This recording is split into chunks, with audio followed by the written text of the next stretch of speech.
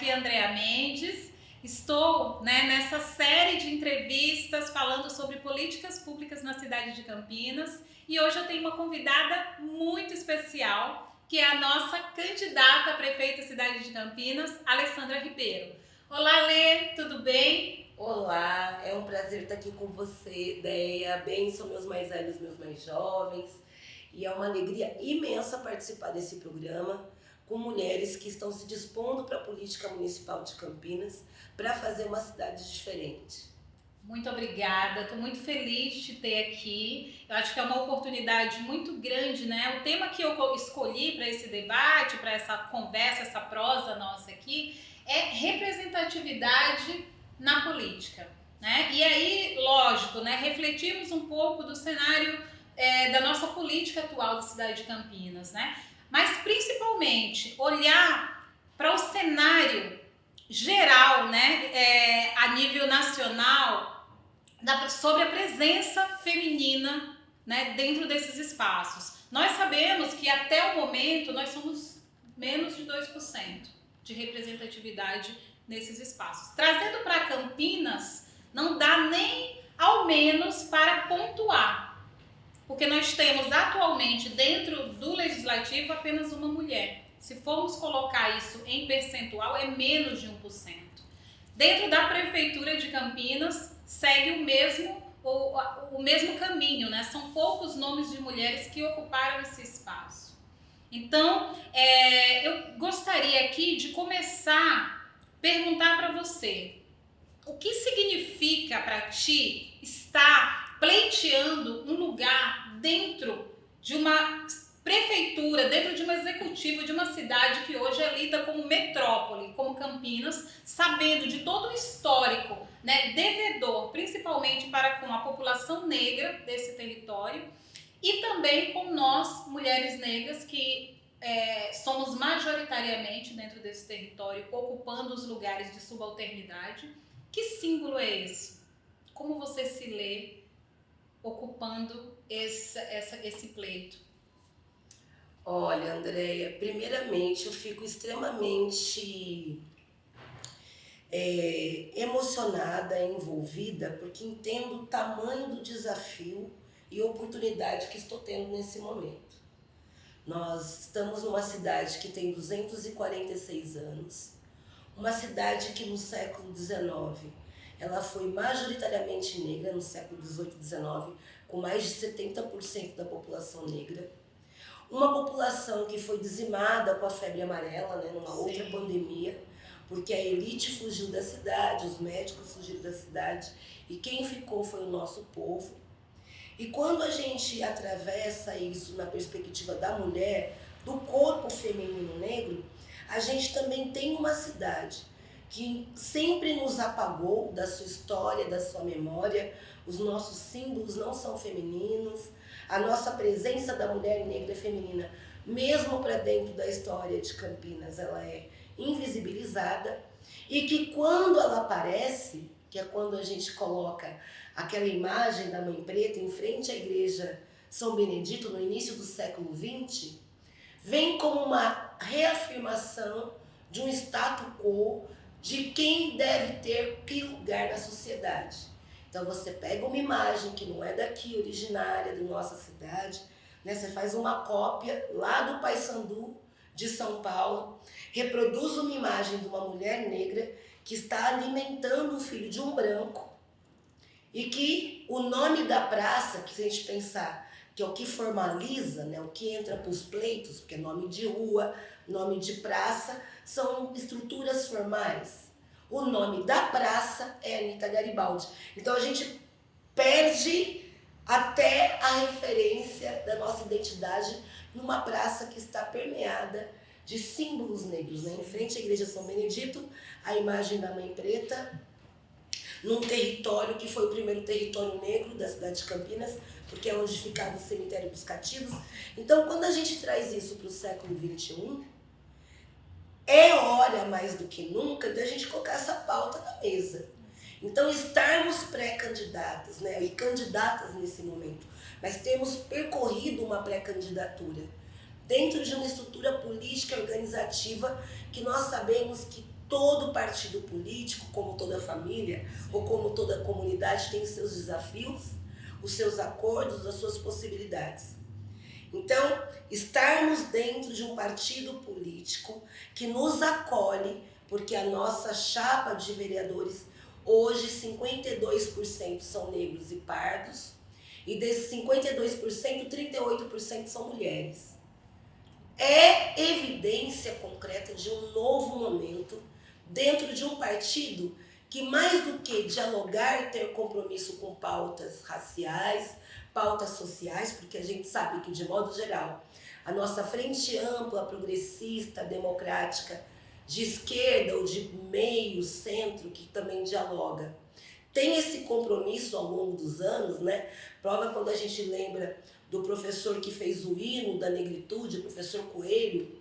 Ele tem um histórico de um outro partido que não era de esquerda, mas a gente sabe que a nossa frente ampla, progressista, democrática tem esse compromisso, mas a gente sabe que essa nossa grande frente ampla ainda teve, ou ainda tinha, um desafio ainda maior, que era nos colocar nesse lugar de representatividade. Então, sim, no século XXI, no ano de 2020, a cidade de Campinas, que carrega essa herança racista, essa herança de invisibilidade da mulher, tem a oportunidade de, nas urnas, colocar o seu projeto intelectual, né, que é escrito em tantas teses, colocar o seu projeto social, que é dialogado em tantos momentos, colocar o seu projeto de democracia em pauta e oportunizar que outros corpos tenham a oportunidade, porque a experiência vem da oportunidade.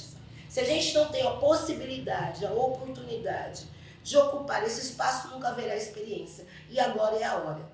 E quando a gente leva isso para o legislativo, o impacto é o mesmo. Nós nunca tivemos mais que uma mulher numa Câmara de 33 lugares. Nós temos um problema, porque o IBGE aponta desde 2010 que Campinas tem mais de 44% da população mulheres que votam. Então, aonde estão as nossas mulheres que batem tambores? Onde estão as nossas mulheres que ocupam as ruas? E onde estão as nossas mulheres que buscam igualdade em espaço, que na hora de apertar o botão não é nas mulheres que elas estão votando? Então, penso que esse cenário tão triste, da qual eu me compatibilizo e me sensibilizo com tantas vidas que foram ceifadas, no momento de tanta perdas sociais, democráticas e crise econômica que se arrasta desde 2013, que se agrava com certeza com uma pandemia, esse ano tão doído é o ano, sim, que a gente pode dar uma resposta diferenciada para a sociedade, começando por Campinas, que é colocar mulheres em espaços de comando. Porque só mulheres com esse grau de altruísmo, e aí a mulher negra, que é a base da sociedade, que é que menos recebe, independente do título que ela tenha, eu coloco isso como um grau de altruísmo, né? Depois da escravidão, essas nossas mulheres, as nossas avós, continuaram muitas vezes nos deixando sozinhos em casa para ir ganhar o nosso ganha-pão na casa de corpos não negros, dando o mesmo amor. Então nós aprendemos em casa que, apesar da diferença, querer ocupar esse espaço é compartilhar com compromisso um amor, porque nós não temos ódio. Ódio tem alguns partidos que colocam as dicotomias e as ideologias como se isso fizesse com que a gente deixasse de ser humano. Na nossa alma de mulheres negras que estamos arraigadas de direito há tanto tempo, nem ódio nós temos. O que nós temos, sim, é um desejo de construir com cada um de vocês uma sociedade mais igualitária. E nós temos firmeza, objetivo e força para levar a nossa igualdade nesse grau de representação no Legislativo e no Executivo de Campinas. E isso é sobre representatividade, gente. Ter uma mulher preta tendo essa disposição, esse altruísmo, né, de enfrentar. Nós sabemos que a maioria das pessoas que ocuparam esses espaços são herdeiros, né, de outros pleitos, de outras gestões, e vem com seus sobrenomes famosos, fazendo a manutenção dos seus privilégios dentro desses espaços de poder. Quando você toma essa decisão corajosa, você encoraja eu, que estou aqui, né, concorrendo a esse lugar no Legislativo, você encoraja as demais que estão compondo a nossa chapa, mas mais que isso, você traz esperança para as pessoas que são igual a nós, que estão dentro das comunidades. Eu estou falando desse lugar de mulher periférica, de mãe, de quem trabalhou dentro de avó, parabéns, ela é avó linda. Exatamente, de avó. Então, ocupando esse lugar, né? Isso é um marco para a gente, extremamente importante, porque o cenário de Campinas, ele sempre nos ocultou, sempre tentou delimitar uma marca para a gente. Então, você vem construindo uma ponte que nos dá esperança, né, de poder ocupar todos os lugares, de fato democratizar a cidade. Que cidade que nós estamos falando, que fala tanto de espaços democráticos de direito, mas nós sabemos as limitações dos nossos corpos dentro desse lugar. É uma cidade, entre aspas, democrática, que limita o pobre pós, né, as margens da Anhanguera do seu lado esquerdo, do seu lado direito, e o lado esquerdo onde fica a elite. É uma cidade democrática que varre os nossos corpos pretos da região central e ocupa para jogar nas margens dessa cidade. Então, a sua presença, ela é alimentadora. A sua presença, ela é um marco histórico de coragem, né, e de presença ativa de corpos pretos em espaços de poder. Então, eu tenho certeza que Campinas, a partir de agora, né, com essa disposição sua para ocupar esse espaço, ela tem a possibilidade de recontar uma nova história. E uma história de quem, de fato, vive, de quem pisa nos solos dessa cidade. Não que aparece de 4 em 4 anos nos territórios em busca apenas de seus votos, né? de uma falsa promessa e nunca de retorno para aqueles territórios, e que vem sempre com projetos de cima para baixo. Então, ouvir, né, e saber, né, a partir de toda a sua experiência intelectual, sendo uma doutora em urbanismo, conhecedora, né, de muita amplitude da nossa cidade, mas para além disso, uma moradora dos espaços periféricos, alguém que percorre a cidade, alguém que é especialista na cultura da nossa cidade, eu acredito que isso nos traz a tranquilidade de um novo olhar para este lugar, esse solo que vivemos. Então, eu te agradeço muito por toda essa disposição e por toda essa tua coragem. E eu queria aqui aproveitar, né, início do nosso bate-papo, mas falar para as pessoas sobre o quanto é importante nós rompermos com este formato que está estabelecido até o momento, esperando sempre chegar para pedir os votos dentro das nossas casas, um homem branco de maior idade, engravatado, que fala palavras difíceis que nós não sabemos o que significa. Vamos oportunizar quem tenha competência, que sabe também utilizar palavras difíceis, mas que saiba falar a nossa língua, que nós possamos entender o que de fato essa pessoa dialoga e com o que ela dialoga e o que ela defende. Quais são, de fato, as demandas dessa pessoa para a nossa cidade. Ela sabe escutar, inclusive, o outro. E eu acho que esse é o momento. A cidade de Campinas está tendo essa oportunidade de ter uma porta-voz que saiba escutar a cidade. Lê, é isso. Eu acho que você está no caminho de muita coragem, de muita inspiração para nós, né? E já pensando, né, de você ocupando esse espaço, olhando para os nossos corpos pretos, olhando para todo o histórico, né, da cidade de Campinas. qual será a sua primeira ação enquanto mulher preta nesse lugar? Olha, eu já me preparei. Já escolhi a roupa que vou usar dia 1º de janeiro, porque eu acredito em Campinas e eu acredito que o nosso povo periférico mesmo, ele está carente de alguém que olhe para suas dores e angústias. Desculpa de que vai mudar, a gente já tá por aqui, porque a gente sabe que é balela. A gente não quer mais mentira. Eu acho que a gente está naquele momento que a verdade verdadeira, mas que possibilite uma mudança, é real. Então a primeira coisa que eu já escolhi a roupa que eu vou usar no dia 1º de janeiro, já sei tudo que eu vou fazer, já sei até que vou passar o Réveillon aqui em Campinas, porque eu quero dormir cedo para estar bem linda, com o povo, de máscara, respeitando o distanciamento social na rua, para comemorar a nossa vitória, a nossa capacidade de sentir no nosso coração e fazer a diferença, colocando mais mulheres no legislativo, e aí é o nosso compromisso de colocarmos Andréia Mendes, sim, no legislativo, para que ela possa estar do meu lado dia 1º e juntas estarmos subindo a rampa da prefeitura.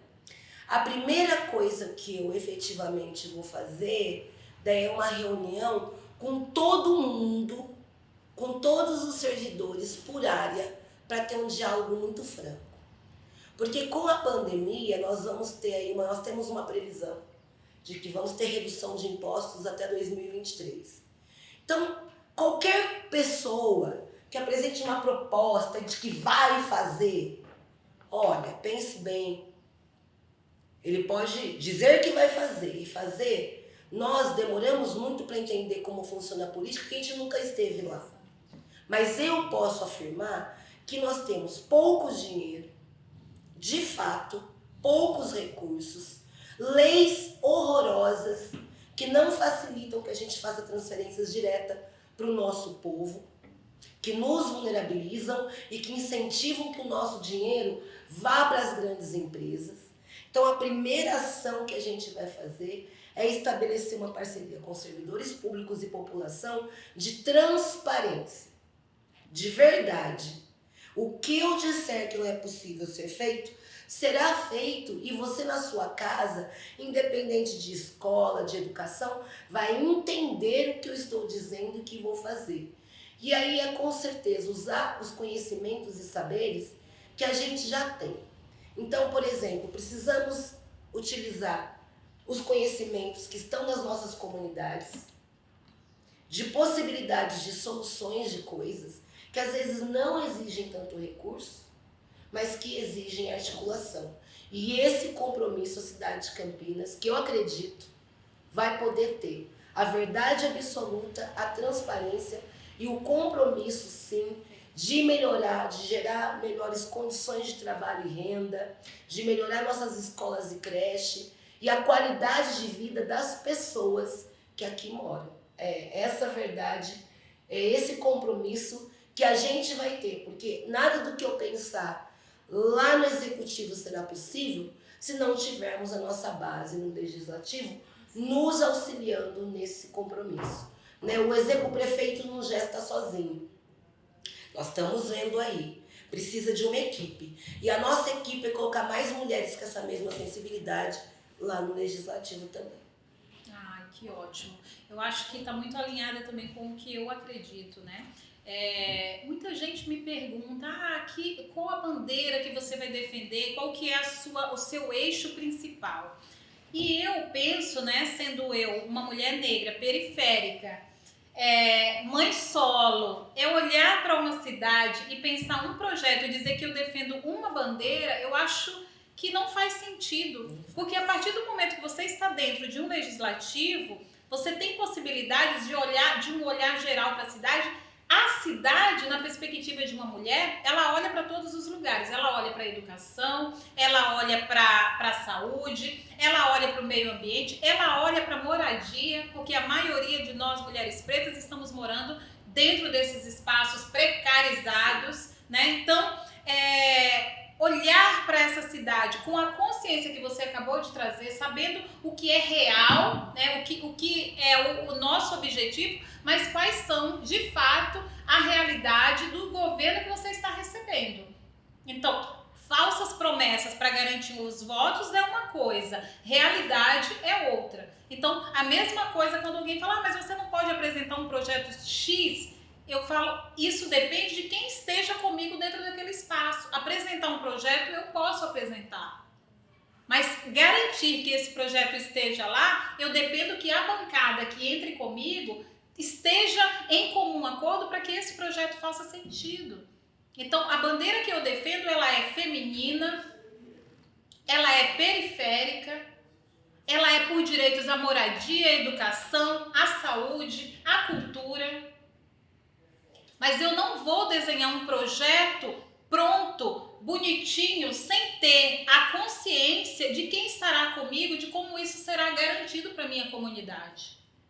Isso, no meu ponto de vista, enquanto mulher e periférica, acostumada a ver chegar diversos políticos com projetos prontos, sem saber, inclusive, se aquele projeto de fato faz jus àquela comunidade, se aquela comunidade tem interesse real em ter aquele tipo de projeto lá, eu acho que isso é uma farsa. É um tipo de política que nós precisamos desconstruir, né? Então, nós temos que ter consciência que esse espaço precisa da gente, mas que nós estejamos ali como ouvintes e cientes que muitas dessas pessoas que ocupam esses lugares não sabem ainda têm dificuldade de saber como buscar efetivamente como que os seus direitos sejam garantidos. Então, como eu falei, inclusive em uma live da Unegro, eu acredito que muito do que caiba a nós é educar os nossos, levar informação para que eles e elas possam ir atrás de nós e dizer, olha, eu preciso que na minha comunidade seja instalada uma escola, porque nós temos que deslocar para poder levar os nossos filhos. Nós precisamos de uma área de lazer dentro desse território. Então, é esse tipo de política que eu acredito que nós, que viemos daquele lugar, temos que estar dispostas a fazer. E ouvindo você, eu tenho certeza que, tendo essa oportunidade de ocupar esse lugar, isso vai ser possível. Eu acho que é isso, né? Por enquanto, já nós voltamos aí no próximo bloco. Bom, voltamos, né? Estou aqui com a Alessandra Ribeiro, a nossa candidata à Prefeitura de Campinas. E agora, Lê, a pergunta é, né? Eu sou uma trabalhadora da arte, né? De um tipo de arte que é tida como a arte erudita, classista, elitista, que as artes são as artes visuais, né? Dentro desses espaços, eu ocupei de 2014 até 2016 um corpo solitário nas galerias de arte. E aquilo, para muitos, né, as pessoas falavam, nossa, que privilégio seu estar dentro de uma galeria de arte, participei de vários salões, né, tive uma visibilidade muito grande, reconhecimentos no mundo embranquecido. Mas nós sabemos o quanto é incômodo, né, estar uma presença solo dentro desses lugares, né? E ali, a partir de 2016, esse incômodo ele foi se tornando maior e eu decidi pensar uma ampliação, né, de corpos pretos dentro desses espaços e comecei a ir buscar, né, formações na área de curadoria, com o objetivo de propor exposições coletivas de artistas pretos e pretas. E eu não sei se você lembra, mas eu sei que você esteve, que foi teve uma exposição que se chamou Pretitudes, Representatividade para Além da Representação, em 2016, que aconteceu no MIS, no Museu da Imagem e do Som. Naquele momento, foi um convite, né, de uma semana de audiovisual aqui na cidade de Campinas, e muito do que me foi colocado era que eu fizesse uma exposição minha, questionando uma área improdutiva dentro do museu e tal. Eu falei, cara, eu não quero a minha presença de novo, né? Eu vou propor essa mostra coletiva e vamos ver quantos artistas aparecem. Eu consegui naquele momento eu consegui 3 artistas da cidade de Campinas e convidei outros 3 artistas de fora, né? E levei imaginando que não teria aderência, né? Porque é um espaço que normalmente a nossa presença não está inserida ali. Quando eu vi a abertura da exposição, quando nós abrimos o evento no Facebook, estourou 300 pessoas confirmadas. E eu falei, gente, que loucura é essa? Não pode ser. Quando eu me deparei, né, no dia da abertura, com a pessoa que organiza, que toma conta ali do espaço, falando para mim, Andréia, não pode colocar mais gente aqui dentro. O espaço não tem estrutura.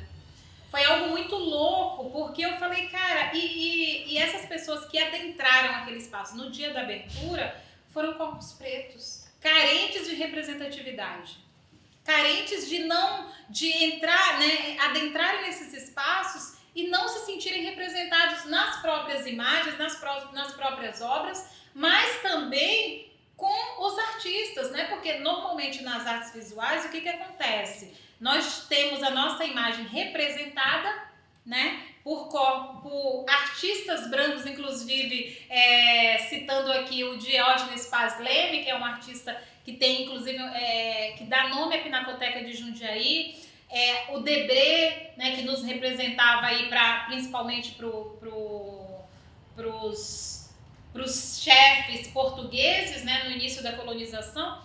E quando eu proponho isto, eu vi que é possível e que nós existimos.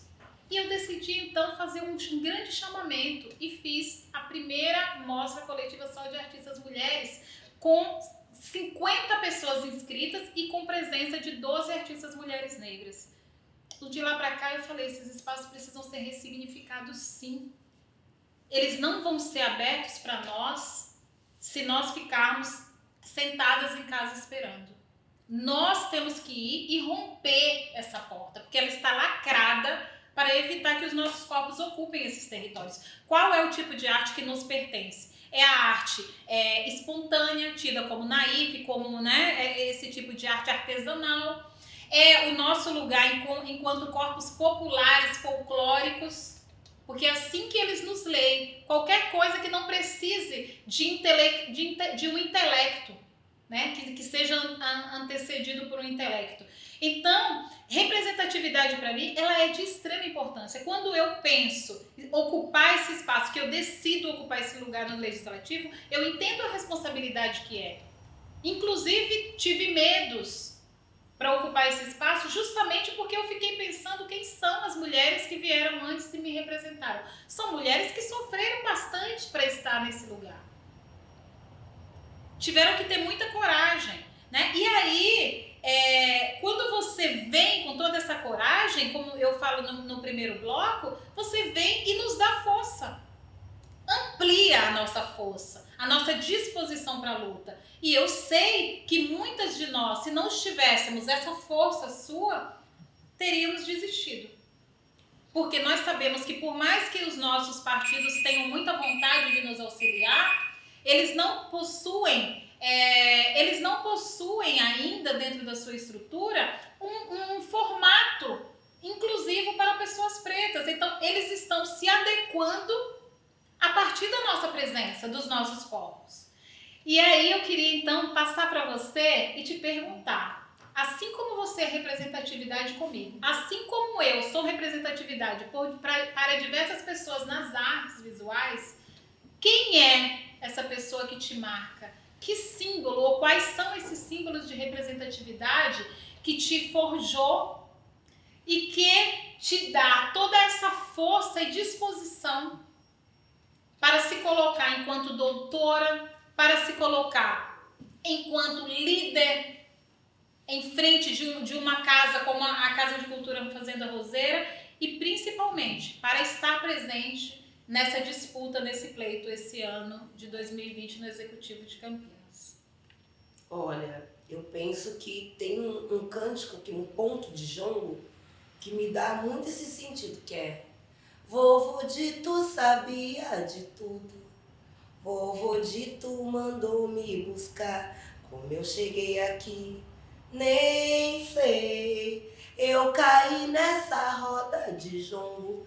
E é interessante, porque a minha família é matriarcal, as minhas referências são mulheres na minha vida, Então é a minha tataravó que pegou a lei do ventre livre e que teve a ousadia de preparar os seus mais de 10 filhos ao letramento, porque a minha avó nasceu em 1904, ela ali escrevia, e isso numa cidade como essa, numa família preta que pegou lei do ventre livre aqui, que não podia andar em algumas ruas, que não podia ter acesso à praça, que não podia ter baile próprio, que não podia tanto não, foi muito especial e foi uma mulher que organizou a família olhando que a gente tinha que entender o instrumento do opressor.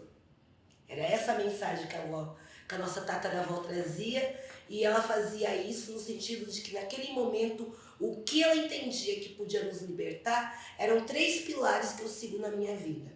O primeiro, que a gente precisa que o conhecimento, a informação liberta a alma, realmente liberta, formal ou não formal, a gente tem que entender como as coisas acontecem. Então, eu agradeço aos deuses, né, como eu tenho lido ultimamente por minha alma indomável, eu sou capitã da minha alma, porque eu sempre fui xereta e quis entender como as coisas precisam, se dão e acontecem.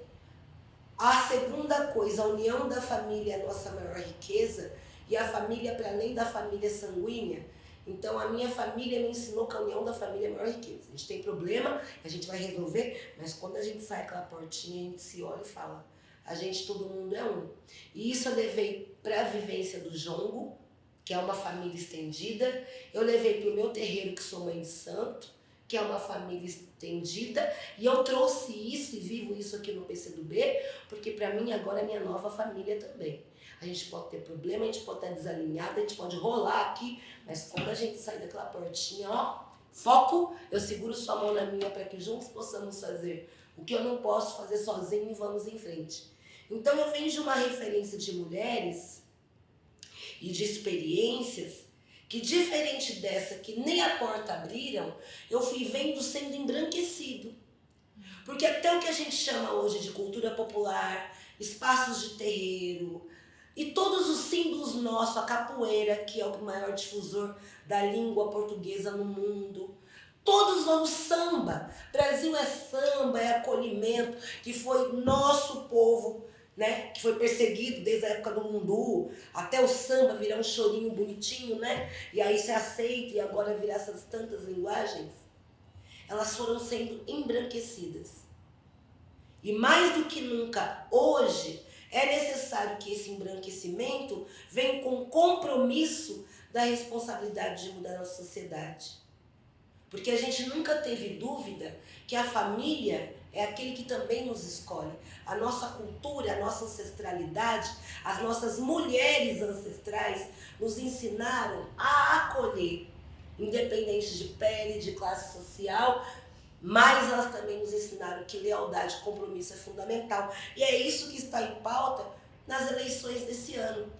Porque esse povo que bate tambor, que vai no terreiro, que recebe preto velho, que recebe orixá e que sabe que a nossa religiosidade liberta, que a nossa cultura liberta, que nosso tambor alegra, e na hora de votar não votam em mulheres e corpos pretos, tem que rever se não está, mesmo que inconsciente, nos mantendo na senzala, porque ficou tão gravado que é lá que é o nosso lugar, que mesmo sendo pacto e parceiros nossos, na rua, no samba, no terreiro, na capoeira, na nossa comida, na nossa fé, na hora de apertar o botãozinho, ó, essa representatividade também vai em pauta. Porque hoje eu não tenho dúvida da importância desses outros corpos, inclusive para manter a nossa cultura. Porque o nosso povo de pele preta, ele sofre tanto, ele está sendo tão maltratado no seu cotidiano, porque para ele se olhar e falar assim, sou preto, traz um peso muito grande. Para ele se olhar assim, eu sou preto e vivo minha cultura, traz um peso muito grande. E nós não nascemos empoderados, falando de ser preto é lindo, numa sociedade que nos mata todo dia, que nos coloca em casas quando temos onde dormir, que não nos alimentam. Então, nesse contexto cultural, sabe, daí onde a mulher não tem espaço, e se nas culturas ditas eruditas nós nem entramos. Nas nossas estão todas embranquecidas, porque o nosso povo está tão vulnerável que nem para ocupar a sua própria herança cultural e ancestral se sente potente. Precisamos nos unir e fazermos essa mudança juntos, independente do corpo que a gente carrega, mas consciente com a alma que a gente tem. Se a gente acredita que o outro que bate em mim vibra dentro do eu que vibra em você, se aquele orixá que você bate a sua cabeça realmente alimenta a sua alma como alimenta a minha, se aqueles sambas, aquela capoeira, se aquele lundu, se aquelas artes invisíveis no MIS que você propiciou que a visibilidade de outros artistas e mulheres lá estivesse te move, isso agora, nesse momento, nós estamos prontos para levar isso para o campo da política. Porque como a Andréa bem disse, esse modelo não é o nosso. Não é isso que a gente gostaria. A gente gostaria sim de poder falar, vamos fazer a política como a gente aprendeu com a nossa ancestralidade. Mas essa política da nossa ancestralidade, ela ainda não é possível. Mas hoje, as lutas anteriores possibilitaram que nós mulheres pudéssemos ter direito ao voto, possibilitaram que nós conseguíssemos cotas nos partidos, mas possibilitaram que em 246 anos na cidade de Campinas, nesse ano de 2020, eu tenha a oportunidade de eleger a primeira mulher negra prefeita de Campinas. Porque nós nunca tivemos uma mulher eleita nessa cidade. A única mulher que gestou Campinas foi Isalene Tiene, depois da morte do Toninho, que foi um excelente prefeito que foi eliminado, que inclusive isso, né? As pessoas são eliminadas, Marielle foi eliminada, Toninho foi eliminado, mas nós aqui não seremos eliminados, porque nós somos a semente do amanhã e cada um de nós que cai, nasce mais 500. Por isso que a gente está aqui com essa proposta no hoje. Então, hoje, nós podemos ter a primeira mulher eleita com votação popular, com votação progressista, com votação democrática e a primeira mulher negra. E poderemos termos no legislativo no mínimo 5 mulheres e entre elas Andréa Mendes, se quisermos.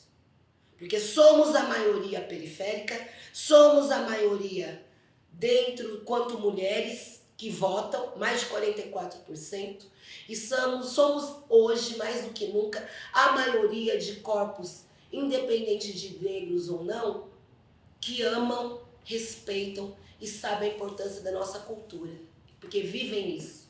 E nós temos que juntos conseguirmos fazer que esse nosso amor que nos move no dia a dia se represente na política, no hoje, no município de Campinas. Então, eu acredito, Andréa, muito que com todas as dores desse ano, a gente vai fazer uma história diferente a partir do dia 15 de novembro. E eu acredito também que é óbvio que dentro de um processo de uma cidade, a gente tem que sim pensar políticas públicas para todos, mas os mais vulneráveis a gente tem que olhar, e é o compromisso com os idosos que vieram antes e que eles não podem mais ser abandonados.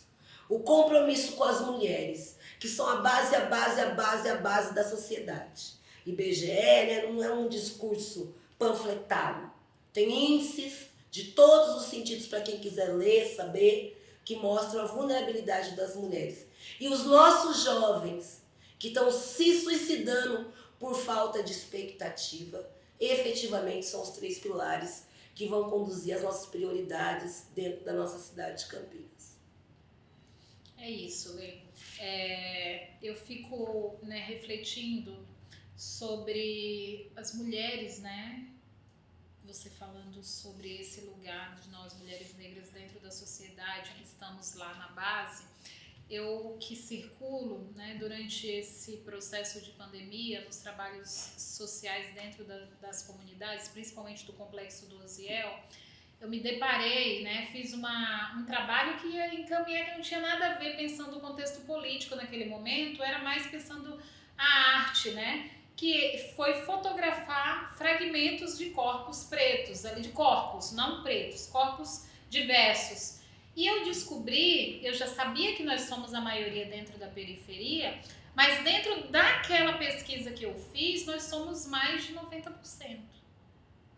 dentro daquele trabalho que eu fiz. Eu fiz mais ou menos umas 1.200 famílias, mais ou menos. Corpos pretos, em sua maioria nordestinos, vivendo uma moradia desestruturada. E quando eu falo desestruturada, é uma moradia que ela é onde o governo é negligente, né? Porque ali não tem estrutura sanitária, ali não tem estrutura médica, ali não tem um CEP para que ela possa ir em busca dos seus direitos, né? Porque o que te dá direito de ser um cidadão é ter uma moradia. Se você não tem uma moradia, se você não mora em algum lugar, você não é cidadão, né? E aí podemos pensar as pessoas em situação de rua que ocupam esse mesmo lugar, né? Então, quando eu adentrei aquele território, lá no mês de maio, eu ouvi de um grupo das mulheres que eu trabalho, elas falaram para mim assim: Andréia, nós precisamos de você lá. Nós precisamos que você esteja lá para olhar por nós, porque ninguém olha por nós aqui.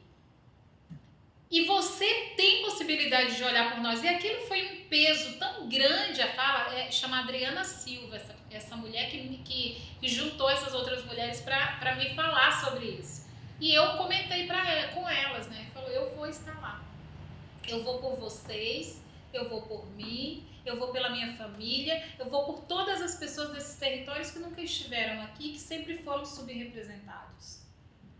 E a partir do momento que eu olho para aquelas mulheres me colocando nesse símbolo de representatividade, isso prova o quanto nós levamos segurança para essas mulheres. Para essas pessoas, eu estou citando mulheres, entendendo o quanto essas mulheres são as que, por último, chegam aos benefícios sociais, né? Então, elas entendem que nós somos quem conhece as necessidades dela e de quem nos afetamos, de fato, emocionalmente falando. Porque elas entendem que essa presença masculina, ela chega ali, né? Ela olha e ela dá o que tem. Ela não vai para o plano dos afetos, ela não vai saber qual que é a situação individualizada de cada um daqueles corpos, de cada uma daquelas famílias. Então, uma mulher ligar para você e falar: poxa, o meu neto, ele está doente e o posto aqui não atende porque eu não tenho um CEP. Uma pessoa que vem de um outro lugar, ela não vai ter esse entendimento. Ela vai achar qualquer outra coisa. Mas como que uma pessoa pode não ter o CEP? Porque essa pessoa mora em um barraco de madeira e uma ocupação na beira de um córrego, né? Então, é sobre isso que nós estamos falando, né? Essa representação. A nossa formalidade, ela é realmente colocada como algo menos importante. Exato. Porque a formalidade não é acessível a todos. Exato. O que parece que é padrão e comum para todo mundo, não é. Não é. Inclusive, Exato. É isso. Encerrando mais um bloco. E já retornamos com a Alessandra Ribeiro. Oi, pessoal. Então, estamos chegando, né, aqui ao final desse bate-papo descontraído, muito especial, com a nossa candidata Alessandra Ribeiro. E aí, Lê, nesse finalzinho aqui, eu queria que você, né, falasse um pouco para as pessoas, né, sobre como que as pessoas podem contribuir, né, nessa sua campanha, nessa nossa campanha, né? Deixa a sua mensagem final aí, vamos fazer esse chamamento em massa aí. Bom, meu povo de Campinas, gratidão pela oportunidade de estar aqui, gratidão, Andréia. Quero agradecer a todos vocês por a oportunidade de estar vivenciando isso hoje, mas estamos a alguns dias das eleições e a gente precisa do seu voto. A gente precisa do seu carinho, do seu acolhimento. Foi maravilhoso a forma que vocês nos acolheram, mas agora eu preciso do seu voto, da sua mãe, de sua tia, do seu primo, do seu primo, para colocar Alessandra Ribeiro 65 na Prefeitura Municipal de Campinas e Andréia Mendes no Legislativo. Então eu conto com o seu apoio, conto com vocês. Quero agradecer a todas as mulheres minhas antecessoras, todas as minhas ancestrais, mãe Edna Lourenço, que é uma querida comendadora, Edna de Almeida Lourenço. Quero agradecer a minha madrinha Alessi Brandão. Quero agradecer a Márcia Quintanilha, presidenta do PCdoB Campinas, pela coragem de nos dar esse lugar de fala, de representatividade. E quero agradecer em nome de todas as mulheres a minha mãe, a Dona Maria do Jongo, que eu amo, que foi a mulher que me possibilitou estar nessa terra. E eu conto com você, conto com o seu voto. Juntos nós podemos fazer esse 15 de novembro mais um marco na história do país e da nossa cidade. Alessandra Ribeiro 65, conto com o seu voto. Muito obrigada, Déia. Muito obrigada, Lê. Eu queria aqui também, né, fazer esse chamamento, ampliar esse chamamento para toda a juventude da cidade de Campinas, né? Tanto eu quanto a Alessandra Ribeiro temos trabalhos com a juventude e muita responsabilidade. Então é isso, pessoal. Vamos nos unir, vamos dar possibilidade de uma nova política na cidade de Campinas, né? Eu, Andréa Mendes, né, o meu número é 65035 e Alessandra Ribeiro na prefeitura, número 65, PCdoB, e contamos muito com o seu apoio. Muito obrigada e acompanhem as próximas séries.